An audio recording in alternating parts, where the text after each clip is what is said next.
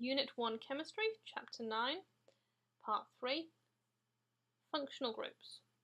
So a functional group is a group that contains elements other than hydrogen and carbon and which gives a characteristic to a property. So it might make it dissolve in water, it might make it acidic or basic. Okay, range of different ones. The most common elements that we'd see in them are oxygen, nitrogen, or one of the halogens, which is group 17, remember. Okay, so these are the functional groups that you need to learn about. There are others that you might see, okay, so don't think these are the only way it's going to be arranged, but these are the ones that you need to specifically be able to name and know the properties of. So the first one, the simplest one, is the chloroalkanes. Now in this, we've got the formula RCl, okay? Here's an example of one. What we've done essentially is we've taken a hydrogen off and replaced it with a chlorine, okay? We can also replace things with a bromine or an iodine, any of the halogens really, okay? This R here, don't go looking on your periodic table for something that has the symbol R. An R in organic chemistry means that you've got a hydrocarbon chain, so just carbons and hydrogens attached to it. They make them more soluble in water, and they also make it more reactive. We name them with the prefix chloro. So this has got 5 in a row, carbons that is, so that makes it pentane because they're all single bonds. It's got a chlorine on carbon 1, so it's 1-chloropentane. If we move the chlorine to carbon 2, we make it into 2-chloropentane. We can also have alkanols. So if we take a hydrogen off and replace it with an oxygen, then a hydrogen, then we are making an alkanol. To name that, we're going to change the suffix, the thing we have on the end, to be OL. This makes them polar, which makes them water soluble.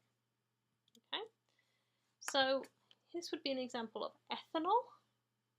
Okay, 2 carbons and then an O and then a H. And when we're drawing them out, we always need to show all the bonds, including that one. For some reason, people don't like showing that one. Here we've got butan 1-ol.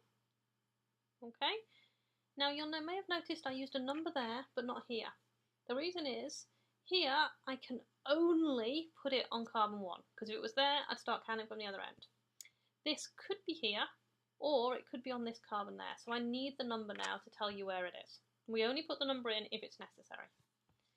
This one here, now this is a skeletal structure, so I've got a carbon there, and a carbon there, so it's F. We've got 2 OH groups here, so it's diol. Remember, di means 2, and in this case we could have 1 on carbon 1 or 1 on carbon 2, or we could, as we've got here, got them both on carbon 1. So here we have ethan 1,1-diol. The other thing we can do is we can make a carboxylic acid group. So on the last carbon we have an oxygen and, separate to that, an OH group. This makes it an acid. Okay, so this is our group, carbon, double bonded to an oxygen, bonded to another oxygen which is bonded to a hydrogen. When we're naming it, first it's important to realise that they're going to be always on the end carbons. You can't stick one of these in the middle. So here we've got 5 carbons in a row, including that one. We count that one. So this would be propan-oic acid. So the carboxylic acid ending is oic acid. This, we've got 3 in a row, plus we've got 2 methyl groups. Okay, so here we have 2,2-dimethyl propanoic acid. And here we've got an example of a diacid. So again, there's a carbon there and a carbon there. So this is ethan dioic acid. So the di telling us we've got 2 of them. Okay.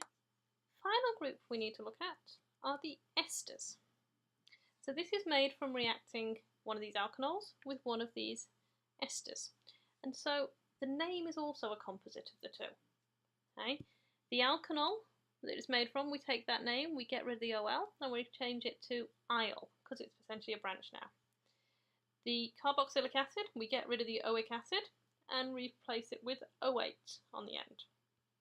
These are used in artificial sweeteners. They smell sweet. You see them in lots of lollies and that kind of thing.